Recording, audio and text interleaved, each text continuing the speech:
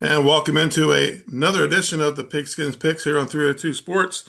We have back from last year Lauren Dickerson, a photographer, and follows high school football. Actually, all high school sports she follows really well.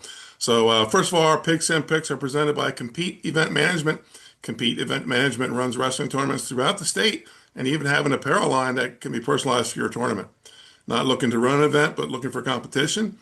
Compete is the place to be and where you want to be. They're all well run and organized. Their next upcoming event, Halloween Havoc, October 19th at Salesianum School in Wilmington. So let's get started into our week four picks. Yeah, week four. So, Trey, we're going to start with 0 and 4 Dickinson at 0 and 4 Early College, 6 o'clock Friday night. Yeah, both these two teams are looking for their first win of the season. Looking at their rosters, Dickinson's almost double the size of early college, and the Hornets are a very young team. The Rams are 3-0 all time against early college. I think they're going to find a way to get to 4-0. I'm going to go Dickinson here. And Lauren, Um, I said early college, they were able to put up 12 against Poly, who's been a solid team the past couple years. But it's a big win for whoever wins because they both have no wins. So always a good start with a win. who are you taking? Early College? Early college. Okay, and she's going to take early college. Look, somebody gets their first win here, and I think it's going to be Dickinson on Friday night. Let's move to our second game, Friday night, 7 o'clock. 2 and 2 First State Military Academy versus 3 and 0 Polytech, 7 o'clock kickoff. Trey. Yeah, these two teams have had some battles the past couple of years. This is going to be Polytech's first big test of the season after 3 wins over single-A opponents. Polytech's averaging 39 points per game so far this year, and First State Military is allowing 24 points per game. Um, it's a home game for Polytech. They're putting up points. First State's letting some points up. I'm gonna take Polytech at home.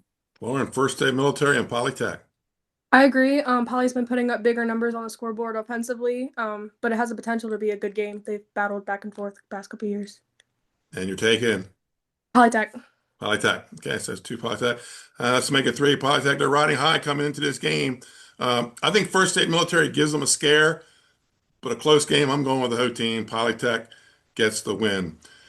Saturday, 11 a.m. Appoquinimink at 2 and 1 versus St. George's at 2 and 1. Trey, who do you got? Yeah, Apple lost by a touchdown last week in a game where we saw 85 points put up on the board. So the Jaguars are going to score. St. George's entered this game off a bye week after a 39-7 loss to Caravel. So kind of coming off that bye week, a bad taste in their mouth. Hawks got to find a way to get up and down the field to either keep up with Appo or they got to find a way to get turnovers, slow the game down. I think earlier point, Appo's going to find ways to score. They're going to keep scoring. I'm going to take Appo. Lauren. I'm gonna take Apo too. They really came back against Howard, even though it was a loss. It was closer at the end. So like he said, they're gonna be able to score. So I would say Apo's gonna take this game. I think the loss to Howard last weekend makes Appa a better team moving forward. St. George's comes in off a bye week after suffering a big loss to Caravel. The Hawks grinded that offense. They're going to keep it close for a while, but the side Drummond and company is going to find the end zone enough times. Appoquinimink gets the win here. Newark versus Tatnall, 1 and 2 Newark, 0 and 3 Tatnall. The Yellow Jackets versus the Hornets, the battle for the Hive. Trey, who do you got? Yeah, they both have a common loss to Newark Charter, and they're both winnable games that they lost. Newark lost by 7-0, and Tatnall lost in OT by 1 point. I think these games will probably come down to defense a little bit. Looking at it, looks like Tatnall getting the end zone a little more, but they let some points up. I'm going to lean towards Tatnall at home. I think they're going to find a way to find the end zone at home.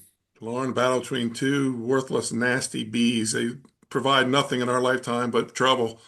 Who do you got? Um, I'm gonna say Newark. They're giving up less defensively, so if the defense comes to play and plays like they have been, I think that the Yellow Jackets take it over the Hornets. Newark possessed the ball for most of the game in their 7-0 loss to Newark Charter and had a touchdown call back. Penalties and turnovers haunted the Yellow Jackets all game. They played good enough to win. Tatnall's struggling with the move to Double A after two state title appearances, including that state title in 2023. Tatnall showed promise against Newark Charter as well. This makes this an interesting game.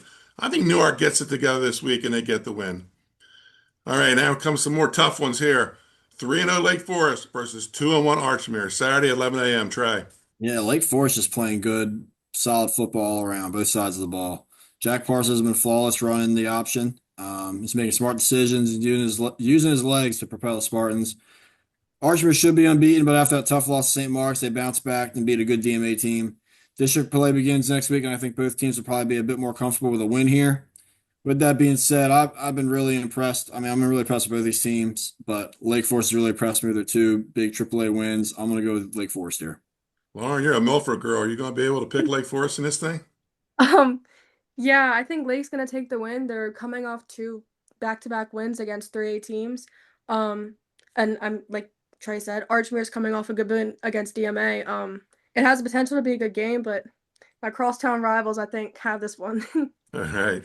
Lake Forest is doing what they didn't do last year. They're finishing games. Remember, last year they lost like 3 games by less than a touchdown. That's 7 total points over 3 losses. Archmere, they like to jump out and get a fast start, and they just beat a DMA team that lost 8-6 to Hodgson, who beat Sussex Central 44-34 on Saturday. This is a big test for both teams, and it's going to tell us a lot about Double A. But I think Lake Forest gets the win and rolls to 4-0. Another tough one here: 4-0 Indian River versus 2-2 St. Mark's at the Graveyard. Try. The Indian River's taking their 13-game winning streak and putting them on the line in the graveyard. Both these teams are hot right now. Obviously, Indian River has that 13-game win streak, but St. Mark's got hot in these last couple weeks as well, and they're building momentum. But I do think Indian River is going to keep that win streak alive. They're going to go to the graveyard and find a way to win. Lauren, the battle green and gold here. Who do you have? Indy River had a great start to the season. They've outscored their opponents 175-50. I think they'll keep it going. So Indian River. All right. This makes consecutive trips to Newcastle County for them.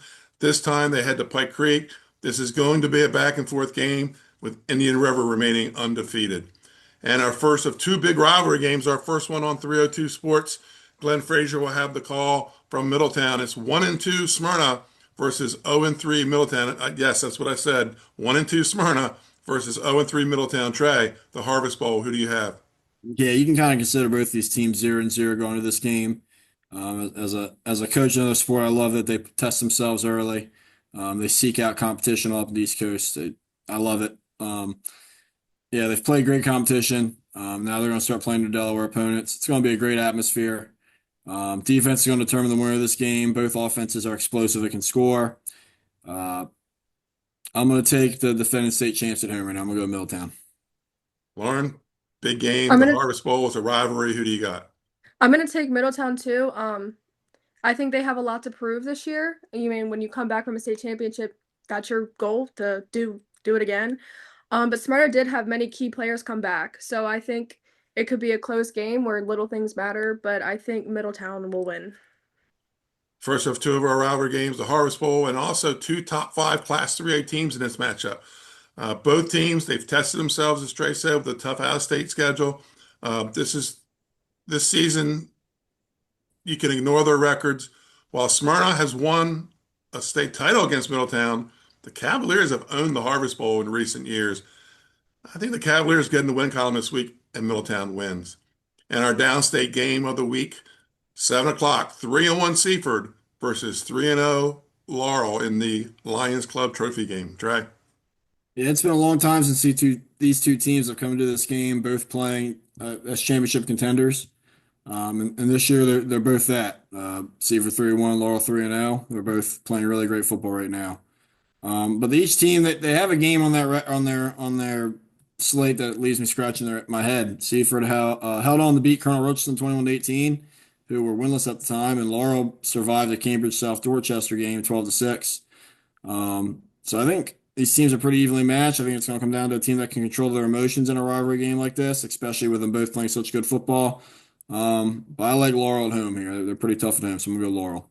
Well, in this game here, with Laurel playing a tough, close game with Brandywine, we may find what Seaford's all about in Class A. They could be maybe the top team in Class A. Who do you got?